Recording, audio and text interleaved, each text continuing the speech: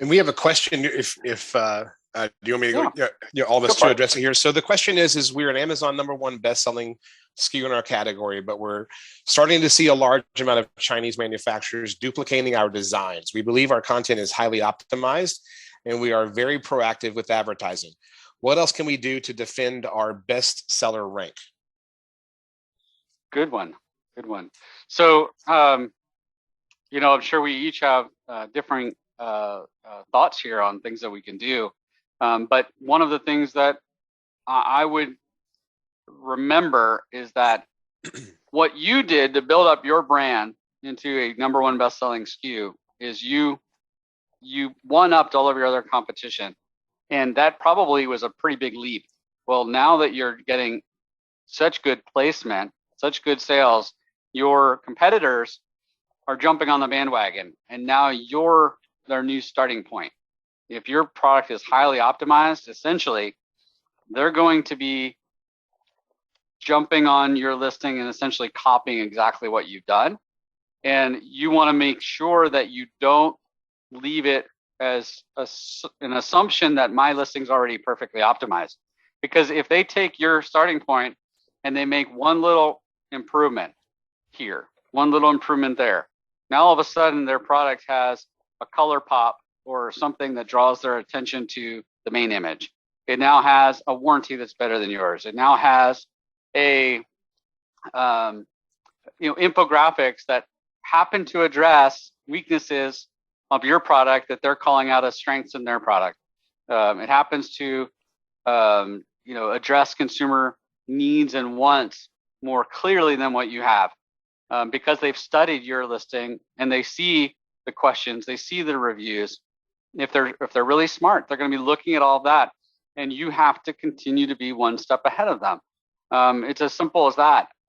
Obviously, you may also find that you're going to have to advertise a lot more aggressively just to be able to hold your ground, especially on defensive terms, because they're going to be trying to steal market share. You're going to be in a profitability mode where you've already grown really fast and you're trying to now squeeze out as much profit as you can. You may have to revert some of that strategy to be more willing to spend money on defensive tactics. So, team, what else do you have?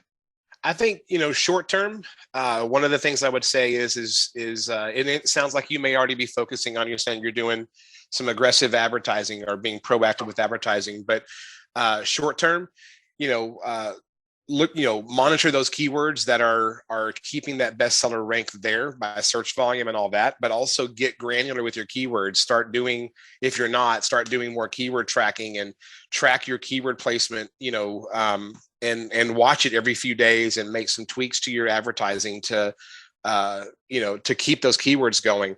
So that's a short-term solution. It's kind of an obvious one, but do all the things that Steve said. Those are easy things to do, but what we've done with clients as well is take your storefront, and as Steve was kind of saying about, reading your Q&A and your reviews and your competitors' Q&A and reviews, take all of that data and put it into your storefront and make your storefront pages more of a funnel type of a page for that product, where you're answering all those customers' questions and you're speaking to your feature sets and on the storefront page. One of the benefits there, that's not on a detail page, is you don't have all this noise around your product that's leading customers away from what you want to show them. You've captured that customer. The more and more that we do it, and we look at the store insight section, we see that you may have, just hypothetically, 1,000 visitors, but 5,000 page views, which means they're viewing 5 pages of the store, which is exactly what I want. So don't be afraid to take one product and have multiple pages there to, created to show different feature sets. Like if you're looking for, I know we're looking at fitness things earlier, but if you're looking for a hydro rower and you're selling hydro, magnetic, and air resistance rowers, let's take them to a page where we can help them make a better decision about that, educate that customer. The more clicks you get them doing, the more they're going to trust you and the more opportunity to buy you're going to have.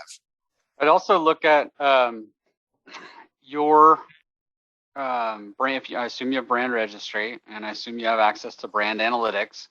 Look at when customers are searching for your key terms, what are customers viewing and what are they ultimately buying? And that'll help you understand more which are the competitors that are winning. So for example, you can tell if based on a particular term, this is a customer was looking at my product, but with a higher degree, they're having to convert on a competitor's item. Well, I can use that data to now say, I'm getting better click-through rates, but they're getting better conversion rates.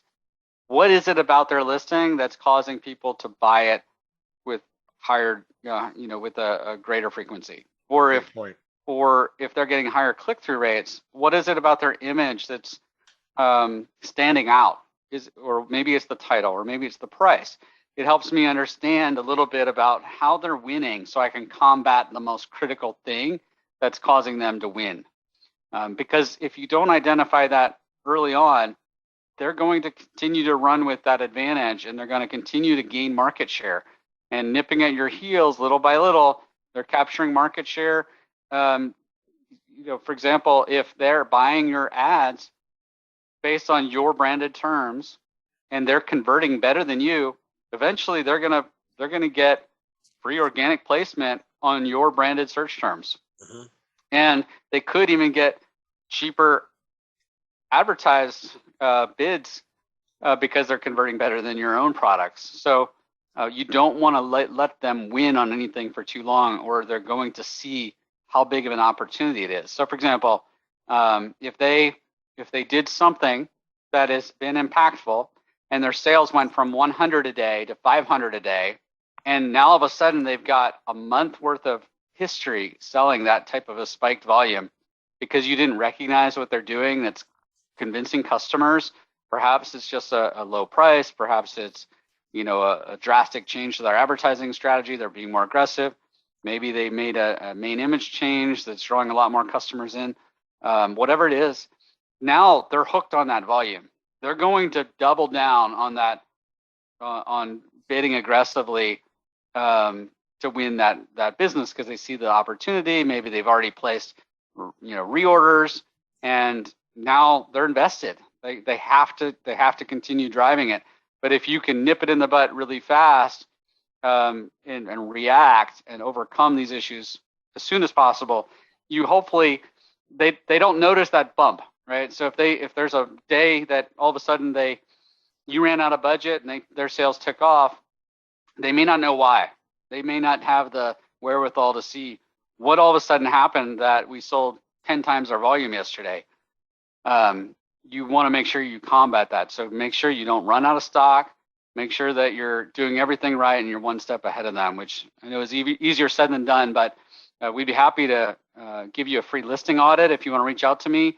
My email is steve@primeguidance.com. Be happy to walk you through what I think of your listing and some competitors.